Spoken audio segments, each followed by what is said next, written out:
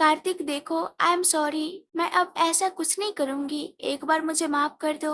रंभा दौड़ती हुई उस दरवाजे को पकड़कर खोलने की कोशिश करने लगी। ऐसे कैसे तुम्हें माफ कर दूं? क्या बिगाड़ा था उसने तुम्हारा? अगर गुस्सा था तो मुझ पर उतारती, उसे क्यों तकलीफ दी? रंभा रोते हुए कार्तिक को देख रही थी। कार्तिक अपने दोनों हाथों को ऊपर उठाकर रंभा की तरफ दिखाते हुए बोला, इन हाथों से उसके खून से भरी शरीर को उठाया था मैंने। आज तक कभी कार्तिक कपूर के हाथ नहीं कांपे, लेकिन अपने हाथ में उसका खून देखकर मेरा हाथ, मेरी आत्मा तक कांप रही थी। कार्तिक, मैं यहाँ से बहुत दूर चली जाऊंगी। मैं दोबारा तुम्हारे और नंदिनी के बीच में कभी नहीं आऊंगी। प्लीज एक बार बस मुझे माफ कर दो। वो लगातार अपने दोनों हाथों से उस पिंजरे के दरवाजे को हिला रही थी, पर लोहे के मोटे मोटे सलाखों को हिला पाना किसी की भी बस की बात नहीं थी। ब्रह्मा ने बहुत मिन्नत की, लेकिन शायद आज कार्तिक कुछ सुनने के मूड में नहीं था। पूरा आहूजा परिवार दरवाजे से ये होते हुए देख रहा था, लेकिन अब किसी की भी हिम्मत इतनी नहीं थी कि कार्तिक को रोक सके। कार्तिक अपने आंखों से उन दोनों क्रेन वालों को इशारा किया। कुछ ही देर में एक तरफ से क्रेन की रस्सी ऊपर होती है। रंभा गिरकर लुढ़कते हुए पिंजरे के दूसरे कोने में गिर जाती है।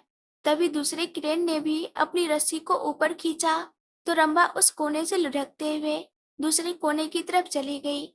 इस तरह से बारी बारी से क्रेन उस पिंजरे को कभी राइट साइड से तो कभी लेफ्ट साइड से ऊपर करता, और रंभा उसके अंदर कभी इधर से उधर लुढ़कती। गिरती लोहे की सलाखों से लगे हुए चोट से अब उसका खूबसूरत सा पार्टी गॉन खून से लथपथ हो चुका था। उसका माथा, उसके गाल, उसके हाथों पर खून साफ साफ नजर आ रहा था। रंभा में अब इतना भी होश नहीं था कि वह बैठ पाती। वह बेजान सी पिंजरे में बस क्रेन के इशारे पर इस तरफ से उस तरफ लुढ़कती जा रही थी। ऐसा लग रहा था मानो जैसे उस पिंजरे के अंदर रंभा एक फुटबॉल हो और वह दोनों क्रेन रंभा को फुटबॉल समझकर खेल रहे हो। तभी रंभा की माँ दौड़ती हुई आई और कार्तिक के सामने हाथ जोड़ते हुए बोली, कार्तिक, मैं नहीं जानती इन बिजनेस को, घाटा और नुकसान को। मैं मानती हूँ उसने गलत किया है, सजा भी तुमने उसे दे दी है, अब बस उसे छोड़ दो। कार्तिक बिना किसी भाव के अब भी रंभा की तरफ देख रहा था। रंभा की माँ कार्तिक को पकड़कर हिलाते हुए कहती, कार्तिक, तुम सुन रहे हो ना मेरी बात? माफ कर दो उसे। मैं उसे यहाँ से बहुत दूर भेज दूंगी और कभी तुम लोगों के बीच नहीं आएगी। कार्तिक ने रंभा से नजर हटाकर रंभा की माँ की तरफ देखते हुए बोला, आपकी बेटी इस पिंजरे से बाहर तब तक नहीं आ सकती जब तक कि मेरी बीवी होश में नहीं आती। जितने घंटे वह तकलीफ झेल रही है, उतना ही तकलीफ आपकी बेटी को होना चाहिए। वो मर जाएगी कार्तिक। देखो, उसका पूरा खून बह चुका है। उसे अस्पताल नहीं ले गए तो पता नहीं उसे क्या होगा, वह मर जाएगी। उसे यह तब सोचना चाहिए था जब उसने नंदिनी को मारने की कोशिश की। अब सब कुछ नंदिनी के होश में आने पर टिका है। जब तक उसे होश नहीं आता, तब तक पिंजरे का दरवाजा नहीं खुलेगा। रंभा की माँ पलटकर पिंजरे की तरफ देखती है, जो कभी दाएं साइड से ऊपर होता था तो कभी बाएं साइड से, और रंभा अब बेहोश हो चुकी थी। कार्तिक वहां से अपनी गाड़ी की ओर जाने लगा, तो रंभा की माँ ने फिर से उसे आवाज दिया, लेकिन कार्तिक बिना रुके अपनी गाड़ी में बैठकर वहां से हॉस्पिटल के लिए निकल चुका था। कार्तिक के गार्ड और उसके सिक्योरिटी के जितने भी टीम उसके साथ आए हुए थे, जितने भी लोग थे, वह सभी इस वक्त वहीं पर रुके हुए थे। बिना कार्तिक के ऑर्डर के अब यहाँ से कोई हिल भी नहीं सकता था। कार्तिक हॉस्पिटल आया और जैसे ही नंदिनी के कमरे में आया, कार्तिक के पापा की आवाज आई, तुम्हें कब पता चला कि यह सब रंभा ने किया है? कार्तिक समझ गया, किसी ने फोन करके कार्तिक के पापा को सब कुछ बता दिया है। वो नंदिनी के करीब जाते हुए बोला, नंदिनी ने बेहोश होने से पहले मुझे बताया था, कार्तिक, जिस तरह से तुम उसे छोड़कर आए हो, वहां पर वो मर जाएगी। कार्तिक ने पलटकर अपने पापा की तरफ देखा। मैं मानता हूँ तुम्हारा गुस्सा जायज भी है, यह भी जानता हूँ, लेकिन यह गलत है। जब तक नंदिनी को होश नहीं आता, ना तो उस लड़की को अस्पताल लेकर जाया जाएगा और ना ही वह पिंजरा खुलेगा। कार्तिक बोला, वो जानवर नहीं इंसान है। कार्तिक के पापा चिल्लाते हुए बोले। हरकतें नहीं थी उसके इंसानों वाली। और कार्तिक कपूर कब से दूसरों के बारे में सोचने लगा डैड। मैं सिर्फ इतना जानता हूँ, किसी ने मेरी जान को तकलीफ पहुंचाने की कोशिश की है। उसे खुश तो मैं बिल्कुल नहीं रहने दे सकता। कार्तिक के पापा गुस्से से कमरे के बाहर निकल गए। कार्तिक वही नंदिनी के बगल में बैठा, उसके माथे को प्यार से सहला रहा था। पट्टी लगे होने के कारण बस उसका थोड़ा सा चेहरा ही दिखाई दे रहा था। नंदिनी की हथेली को अपने होठों से लगाकर चूमते हुए कार्तिक ने कहा, प्लीज जान, आंखें खोल दो। देखो, पहली बार प्यार पर भरोसा किया है मैंने। सच कहता हूँ, अगर इस बार धोखा दोगी तो मुझसे बुरा कोई नहीं होगा। प्लीज उठ जाओ। कार्तिक नंदिनी के चेहरे को देख रहा था। जब उसे महसूस हुआ कि नंदिनी के होठ हिल रहे थे, कार्तिक झट से उठा, नंदिनी के चेहरे के करीब जाते हुए अपने दोनों हाथों से उसके गाल पर धीरे धीरे से थपकी देने लगा। नंदिनी फिर से बोलने की कोशिश की, पानी। कार्तिक ने नंदिनी को देखा और वहीं दीवार पर लगी हुई एक बटन को दबा दिया। कुछ देर में डॉक्टर के पास बेल बजने लगी थी और महज 2 मिनट के अंदर ही डॉक्टर की पूरी टीम इस वक्त नंदिनी के चारों तरफ खड़ी थी। नंदिनी को पूरी तरह से होश तो नहीं आया था, लेकिन वह अभी कुछ कुछ बड़बड़ाए जा रही थी, जो कि डॉक्टर को इस बात की उम्मीद दे रहा था कि नंदिनी अब ठीक हो रही है।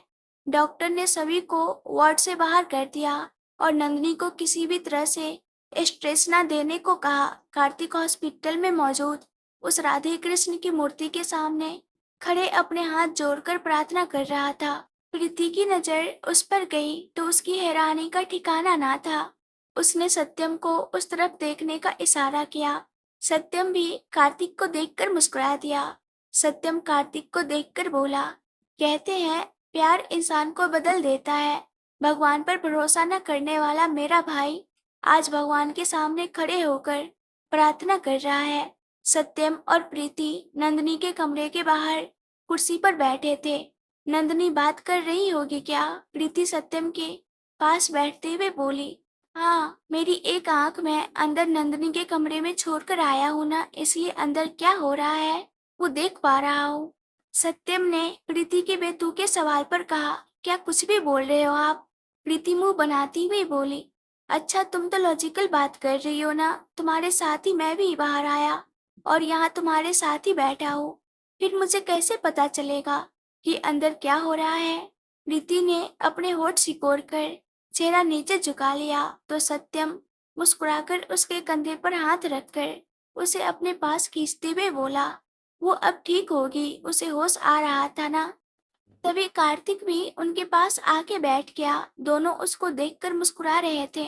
उनके लिए कार्तिक का मंदिर में प्रार्थना करते देखना किसी अजूबे से कम नहीं था। कार्तिक ने देखा कि सत्यम और प्रीति दोनों उसे देखकर मुस्कुरा रहे हैं। सत्यम उसका बड़ा भाई था, वह उसे कुछ कह तो नहीं सकता था, लेकिन प्रीति को छोड़ भी नहीं सकता था। कार्तिक प्रीति को देखते हुए बोला, तू मुझे देखकर हंस क्यों रही है? प्रीति जानती थी कार्तिक इस वक्त थोड़ा सा परेशान है। वो सत्यम के बगल से उठकर कार्तिक के बगल में बैठकर उसके बाजू को दोनों हाथों से पकड़कर मुस्कुराते हुए बोली, मैं मुस्कुरा रही हूँ क्योंकि मुझे पता है नंदिनी अब ठीक है। मैं मुस्कुरा रही हूँ क्योंकि मुझे दिख रहा है कि मेरा दोस्त कम देवर मेरी देवरानी के लिए पागल हो गया है। और मैं इसलिए मुस्कुरा रही हूँ क्योंकि मुझे तुम्हें आज मंदिर में प्रार्थना करते देखकर सच में बहुत अच्छा लगा। अगर नंदिनी ठीक हो गई तो मैं भगवान पर भरोसा करने लगूंगा, क्योंकि जिंदगी में पहली बार मैंने भगवान से कुछ मांगा है। कार्तिक ने प्रीति की तरफ देखते हुए कहा, तो फिक्र मत कर, वो बिल्कुल ठीक है। दोनों के बातों के बीच में उनका ध्यान नंदिनी के कमरे के दरवाजे पर गया, जिसे खोलकर भी डॉक्टर बाहर आए थे। एक साथ पूरा परिवार फिर से डॉक्टर को घेर कर खड़ा हो गया था।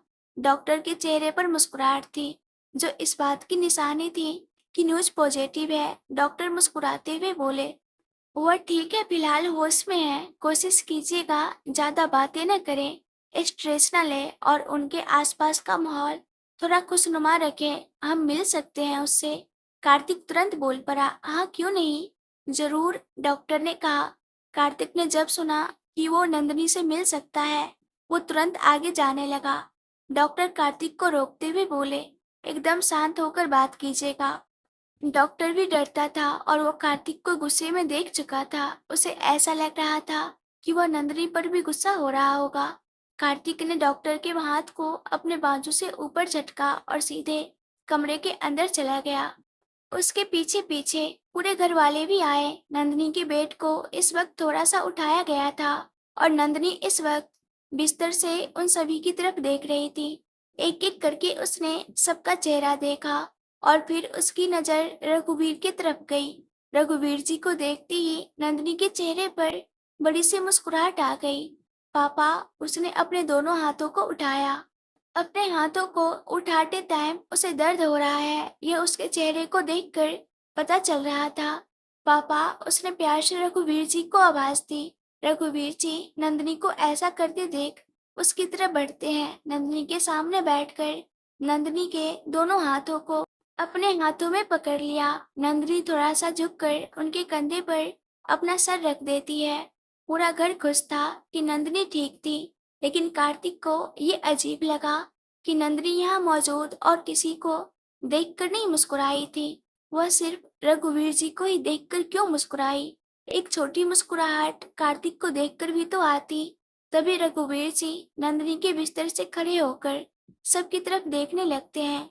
नंदिनी सबको देख रही थी। कार्तिक आगे आया, उसके चेहरे को अपने हाथों में भरते हुए बोला, तुम ठीक हो ना? तुम्हें कैसा लग रहा है? नंदिनी अपने हाथ ऊपर करके कार्तिक के हाथों को हटाते हुए बोली, मैं ठीक हूँ, पर आप कौन है? नंदिनी के मुंह से ये सुनते ही कि वो कार्तिक से पूछ रही है, आप कौन है? कार्तिक मानो जैसे सदमे में चला गया। जान, मैं तुम्हारा मिस्टर कपूर। नहीं पहचाना मुझे? कार्तिक हकलाते हुए बोला, मिस्टर कपूर, सॉरी, पर मैंने आपको पहचाना नहीं। पापा, कौन है ये? नंदिनी के मुंह से यह सुनते ही कि उसे नहीं पहचानती और अपने पापा से पूछ रही है कि कार्तिक कौन है। कार्तिक हैरानी से नंदिनी को देखने लगा। क्या उसकी नंदिनी उसे भूल गई? क्या उसे याद नहीं है कि कार्तिक कौन है? कार्तिक अपने 2 कदम पीछे लेते हुए बोला, सच में मुझे नहीं पहचानती। तभी प्रीति आगे आते हुए बोली, नंदिनी, मैं प्रीति, तुम्हारी प्रीति थी। सॉरी, मैंने नहीं पहचाना आप लोगों को। पापा, कौन है यह सब? मुझे इतना चोट कैसे लगा? मुझे बहुत दर्द हो रहा है। नंदिनी ने बच्चों सा फेस बनाते हुए रघुवीर जी की तरफ देखकर बोला। कार्तिक नंदिनी के पास जाते हुए बोला, ऐसे कैसे तुम मुझे नहीं पहचान रही हो?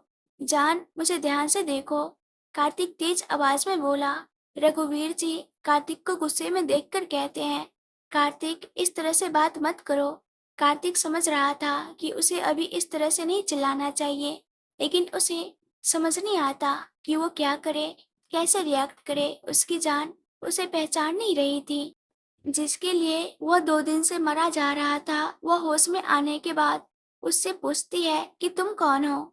सत्यम उसके हाथ को पकड़कर उसे अपने साथ बाहर ले जाते हुए बोला, तू पहले बाहर आ, थोड़ा शांत हो, उसके बाद उससे तुम बात करना।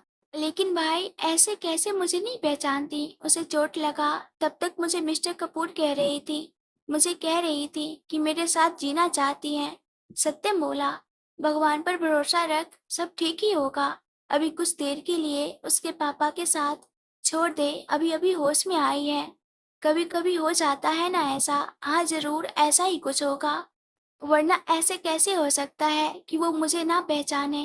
कहकर कार्तिक वहीं नंदिनी के कमरे के बाहर लगी हुई कुर्सियों में से एक पर बैठ गया। घर के सभी लोग एक एक करके कमरे से बाहर आए। सभी उदास थे। प्रीति और रघुवीर जी अभी नंदिनी से बात करने की कोशिश कर रहे थे, लेकिन डॉक्टर ने आकर उन दोनों को भी बाहर जाने के लिए कहा, तो वह सभी बाहर आ गए। कार्तिक अलग दुनिया में जा चुका था। वह अब सोच रहा था कि अगर सच में नंदिनी ने नहीं पहचाना तो क्या उसे अपना पति मानेगी? ऐसे कैसे नहीं मानेगी? छोड़ूंगा नहीं मैं उसे। वह अपने आप में ही बड़बड़ाए जा रहा था। तो सत्यम उसकी तरफ देखने लगता है, लेकिन कार्तिक अपने ही सवालों का खुद ही जवाब दे रहा था। शायद प्यार में पागल होना इसी को कहते हैं। वो नंदिनी को कैसे याद दिलाएगा, यही सोच रहा था कि तभी उसे याद आया।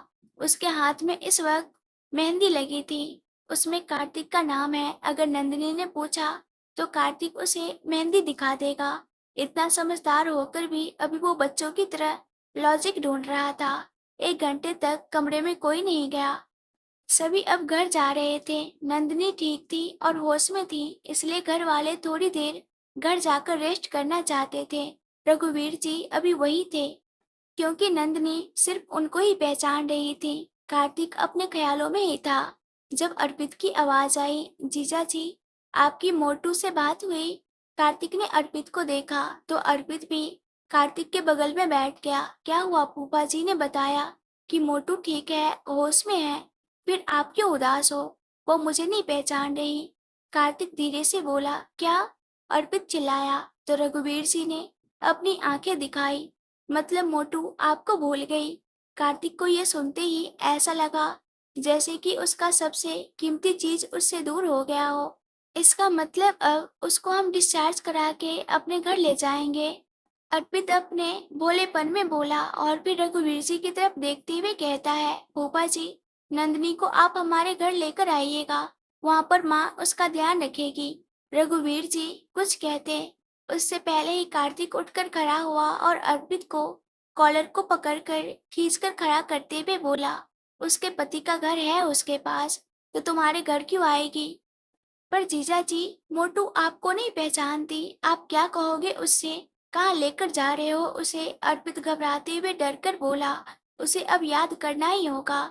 मैं अच्छे से अच्छा डॉक्टर लेकर आऊंगा, लेकिन वो कपूर हाउस जाएगी और मेरे साथ रहेगी। कार्तिक ने अर्पित को एक झटके से छोड़ दिया। जीजा जी आप कुछ भी कहिए, आपको पता है ना उसकी जीत, वो आपको नहीं पहचानती।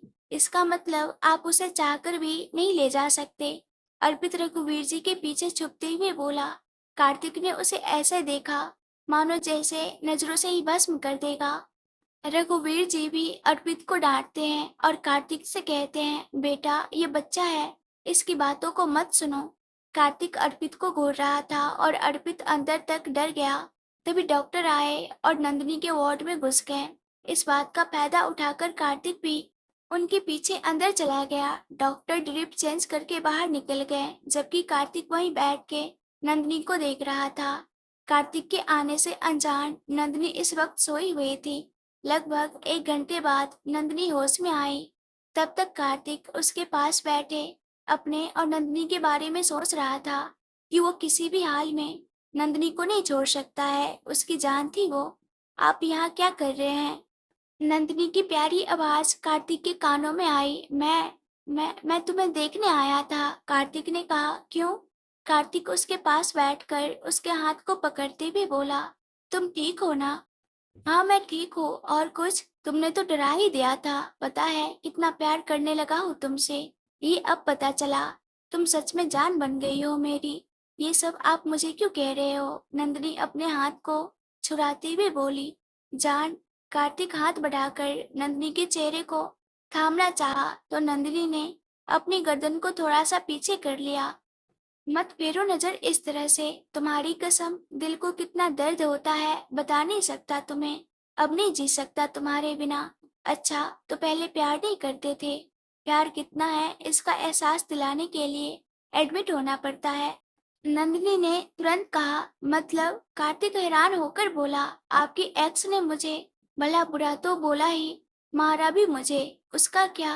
मैं मर जाती तो वैसे भी मेरा हनीमून तो मिस हो गया ना। नंदिनी मुस्कुराकर बोली और फिर अपनी आंख ब्लिंक कर दी। मतलब तुम्हें सब याद है? मैं याद हूँ तुम्हें? नंदिनी के बाजू को पकड़कर अपने करीब थोड़ा सा खींचते हुए बोला। तुम कुछ नहीं भूली ना मुझे, ना मेरा प्यार। नंदिनी मुस्कुराकर कार्तिक को देख रही थी। कार्तिक उसे अपने करीब खींचता है और उसे अपने गले से लगा लेता है। नंदिनी ने भी मुस्कुराकर अपने उस ड्रिप लगे हुए हाथों को कार्तिक के पीठ पर रख दिया। जब होश में आई तो आप सामने बैठे थे और आपको देखते ही मुझे याद आया कि अगर ऐसा कुछ नहीं होता और मैं उन सीढ़ियों से नहीं गिरती तो हम हनीमून पर होते। पर आपके उस एक्स ने सब बर्बाद कर दिया। तुम जानती हो मैं कितना डर गया तुम्हारे इस फालतू की मजाक के चक्कर में। 2 घंटे में मेरी क्या हालत हुई है। कार्तिक की आवाज में अब कोई प्यार नहीं था, बल्कि गुस्सा था। मिस्टर कपूर, मुझे दर्द हो रहा है तो बर्दाश्त करो दर्द को। मैं तुम्हें नहीं छोड़ने वाला। नंदनी मुस्कुराकर उसके कंधे पर अपने सर को रखे अपनी आंखें बंद करके बोली, आप गुस्सा हो रहे हो? हाँ, हो रहा हूँ, क्योंकि तुम्हें पता नहीं है पिछले 2 घंटे में मैंने क्या क्या झेला है। कार्तिक गुस्से से बोला, मैं तो मजाक कर रही थी। कार्तिक अभी भी उसे अपनी बाहों में जकड़े हुए था। उसे नंदनी पर प्यार और गुस्सा दोनों इस वक्त हावी हो रहा था। तुम ऐसा मजाक कैसे कर सकती हो? गुस्सा भी आ रहा है, दूसरी तरफ से खुशी भी हो रही है। कार्तिक बोला, नंदनी बिल्कुल ठीक है और उसे पहचानती है, ये बड़ी बात थी। सॉरी, नंदिनी ने कार्तिक के कान के पास आकर कहा। तुम्हारा सॉरी नहीं एक्सेप्ट करूंगा मैं, कहकर कार्तिक ने उसे छोड़कर नंदिनी की तरफ देखा। नंदिनी पप्पी फेस बनाए कार्तिक को देख रही थी, लेकिन कार्तिक के चेहरे पर इस वक्त सिर्फ गुस्सा था। वह नंदिनी को छोड़कर उठकर खड़ा हुआ और बाहर की तरफ जाने लगा, तो नंदिनी ने झट से उसका हाथ पकड़ लिया। हाथ छोड़ो मेरा, नंदिनी बोली। Mister Kapoor, I am sorry. Kartik अपने हाथ को खींचते हुए बिना नंदिनी की तरफ देखे कमरे के बाहर निकल गया, और नंदिनी इस वक्त अपने ही मजाक में खुद ही फंसकर दरवाजे की ओर देखती रह गई। थोड़ी देर बाद अर्पित अंदर आया। मोटू, तू मुझे मरवाएगी क्या? अब तेरा क्या बिगाड़ा है मैंने? तूने मुझे मैसेज किया था ना, जीजा जी से यह बात करनी है कहकर। अरे तूने तो जितना बोला था मैं उतना बोल भी नहीं पाया। उतने में ही वो मेरे कॉलर पकड़कर लटक गए थे मेरे ऊपर। नंदनी अर्पित की बात सुनकर मुस्कुरा दी। नंदनी का मुस्कुराता चेहरा देखकर अर्पित अपने गले पर हाथ रखते हुए कहता है, यहाँ यहाँ पकड़ रखा था तेरे हस्बैंड ने मेरा गला। वह तो शुक्र था कि फूफा जी थे कि मैं बच गया, वरना इस बिस्तर पर तू थी। अगले वार्ड में मुझे आना पड़ता। अब तू नाराज मत हो। एक तो वो भी रूठ कर चले गए मुझसे, नंदनी भोली होकर बोली। होंगे ही ना, इतना बड़ा झटका दे दिया तूने उनको। नंदनी अर्पित को गुस्से से देखते हुए बोली, मेरा भाई है या उनका, मेरी साइड ले, उनकी साइड मत ले। कार्तिक नंदनी से गुस्सा होकर कमरे से जरूर बाहर आ गया था, पर वहाँ हॉस्पिटल छोड़कर नहीं गया था। वह बाहर बैठा था। घर वाले वापस आ चुके थे, सब नंदनी से मिल चुके थे और सबको पता चल चुका था कि नंदनी ऐसे ही नाटक कर रही थी। सबने प्यार से उसे डांट भी लगाया, लेकिन कार्तिक वह नंदनी के कमरे में पिछले 2 घंटे से अंदर नहीं आया। वह अभी बाहर बेंच पर बैठा हुआ था। सत्यम नंदनी के कमरे से बाहर निकलकर कार्तिक जिस बेंच पर बैठा था उसके बगल में बैठते हुए बोला, बस बचपना है उसमें, ऐसे ही मजाक मजाक में कह दिया कुछ। कार्तिक बिना कुछ बोले दूसरी तरफ देख रहा था। सत्यम कार्तिक के कंधे पर हाथ रखकर हौले से थपथपाते हुए बोला, जा मिल ले, सबसे यही पूछ रही है कि मिस्टर कपूर कहाँ है। कार्तिक बिना सत्यम की तरफ देखे इस तरह बैठा था जैसे वह सत्यम की बात न सुन रहा हो, जबकि उसका मन जानता था कि वह अंदर जाकर खुद नंदनी को देखना चाहता था, उसके साथ बैठना चाहता था। कार्तिक सुन रहा है ना मेरी बात? सत्यम थोड़ा जोर से बोले। कार्तिक सत्यम की तरफ अपना चेहरा करता है। सत्यम कार्तिक का चेहरा देखते ही बोला, कार्तिक तू रो रहा था?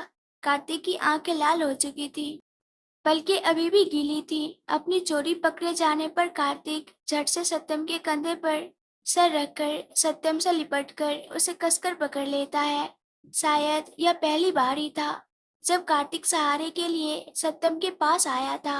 होश संभालने के बाद कभी भी कार्तिक इतना कमजोर नहीं पड़ा था। हौसला रख, सत्यम ने कहा। कार्तिक अपनी लड़खड़ाती आवाज में बोला, वो ऐसा कैसे कह सकती है? 2 दिन में उसकी जान के लिए तड़पा था कि उसकी जान बच जाए, लेकिन 2 घंटे में आपको पता है मैंने क्या क्या नहीं सोचा। अगर मुझे सच में नहीं पहचानती तो यह 2 घंटे उन 2 दिनों से ज्यादा दर्दनाक थे भाई। वो अच्छी है कार्तिक, हम जानते हैं कैसे बातें करता है तू। सिर्फ तू अकेला नहीं है जो उसे प्यार करता है, वह भी तुझसे प्यार करती है। कार्तिक कुछ नहीं बोला तो सत्यम फिर से बोला, तू जानता है ना, वो तुझसे बहुत प्यार करती है। माफ कर दे, उससे मिल ले। कार्तिक दोपहर में नंदिनी के कमरे से बाहर निकला था और अब रात के 12 बजने वाले थे। वो कमरे में नहीं आया था। नंदिनी सबसे रिक्वेस्ट कर चुकी थी कि उसने बस यूं ही मजाक कर दिया था, कार्तिक से कहे कि उसे आकर मिल ले, मगर कार्तिक नहीं आ रहा था और वह इस वक्त बाहर गुस्से में बैठा था। तकरीबन रात के 12 बजे कार्तिक को इस बात का पूरा यकीन हो गया कि अब दवाई के असर से नंदिनी सो चुकी होगी। तब रात के 12 बजे कार्तिक नंदिनी के कमरे में आया। उसके बगल में रखे हुए चेयर पर वो थोड़ी देर के लिए बैठा और प्यार से उसके चेहरे को देख रहा था। सफेद रंग की पट्टी उसके माथे कान सबको ढक चुकी थी। ऐसा लग रहा था जैसे कि उसे सफेद टोपी पहना दिया हो। चेहरे पर थोड़ी सी लाली आ गई थी। उसने उसका हाथ उठाया और अपने होठों से किस करते हुए बोला, लव यू सो मच। बहुत बुरा लगा जब तुमने मुझे पहचानने से इनकार किया।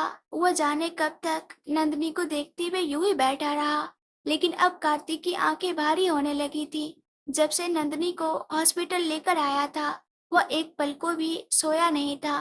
उसने एक बार फिर से उसके हाथों को चूमा और फिर प्यार से उसके माथे को किस करके जाने के लिए आगे बढ़ा। तभी उसने महसूस किया कि उसके हाथों पर, जो हाथ उसने नंदिनी के हाथों पर रखा था, नंदिनी के पकड़ कार्तिक के हाथों पर कस गई थी। कार्तिक अपने हाथ को खींचने की कोशिश करता है, मगर नंदिनी ने बहुत कस के पकड़ा हुआ था। वह 2 कदम पीछे आया और नंदिनी को देखने लगा। नंदिनी ने धीरे से अपनी आंखें खोली। आई एम सॉरी, प्लीज माफ कर दीजिए, उसने बहुत प्यार से कार्तिक से कहा। उसकी आवाज से पता चल रहा था कि वह सच में शर्मिंदा थी। कार्तिक बिना कुछ बोले नंदिनी के चेहरे को देख रहा था। कार्तिक को कुछ न बोलता देख नंदिनी फिर से बोली, बस यूं ही थोड़ा सा फन के लिए मैंने कह दिया था। मुझे नहीं पता था आप इतने नाराज हो जाओगे। कहते कहते नंदिनी की आवाज मानो जैसे भारी होने लगी थी। कार्तिक को लगा कि अब वह रो देगी। वह झट से झुका और उसे सीने से लगाते हुए बोला, प्लीज मत रोना, मेरे दिल पर एक और भार मत डालना। तो आप नाराज नहीं हो ना? नंदिनी यूं ही बड़राए हुए आवाज में बोली। तो कार्तिक ने अपने सर को हिलाते हुए कहा, तुमसे नाराज हो सकता हूँ क्या ज्यादा वक्त के लिए? नंदिनी अभी बेड पर लेटी हुई थी। कार्तिक ने अपना चेहरा नंदिनी के चेहरे के सामने लाया, उसके नाक पर अपने होठों से किस करते हुए बोला, तुम्हें पता है, और 2 घंटे जब तुम मुझे नहीं पहचान रही थी, कैसा लगा मुझे? नंदिनी के होठ नीचे की तरफ झुकने लगे, मानो जैसे अब वो रोने वाली है। आई टेल यू, अगर तुम रोई आई विल किस यू। बाद में बोलना मत। हॉस्पिटल के बेड पर भी तुम्हारा फायदा उठाता हूँ, कार्तिक नंदिनी को वार्निंग देकर बोला। और अगर मैं कहूँ कि मैं चाहती हूँ आप मेरा फायदा उठाओ। नंदिनी भी कार्तिक को छोड़ने से पीछे नहीं हटने वाली थी। कार्तिक नंदिनी की बात सुनकर हंस पड़ा। तुम एक बार ठीक तो हो जाओ, फिर तुम्हारे इस डायलॉग का बदला लूंगा। हंसते वक्त कार्तिक की आंखें बंद हुई और उसके आंखों से आंसू नंदिनी के ऊपर गिरे। उस आंसू को महसूस करते ही नंदिनी कार्तिक को देखकर बोली, सॉरी, जिंदगी में दोबारा कभी ऐसा नहीं करूंगी, एक बार माफ कर दीजिए।